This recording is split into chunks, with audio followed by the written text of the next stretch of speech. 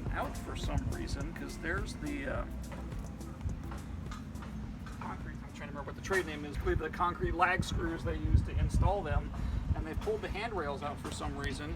The only thing I can think of, we can see the drain, it's got good fill, but this is still basically a trap. There's no way to get out of it in the event of a fire or an emergency. So maybe they pulled those out to make it easier to install, because they'll have to have some kind of ladder or method of egress installed in it. Because otherwise you can get out the window of the basement, but it's going to be really tough to get out of this window well. I'm a little surprised there's not critters laying around down there, because we usually find that in new construction. Frogs and ground squirrels, stuff like that, fall into these window wells and they get stuck. But they've at least been cleaned out if they were here. So, how should homeowners maintain their window wells? The critical thing on this window well is actually that drain down there in the middle of it, because that connects to your perimeter drain and then to your sump pump. So that's actually a critical part of keeping water away from this house. Anything that gets into this window well is going to be drained away by that.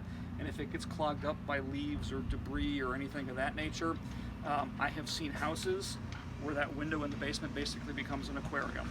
Window well literally fills up with water and it's pouring in around all sides of that window. So that drain is an absolutely critical part of the perimeter drain and the water intercept system that runs all the way around this house. So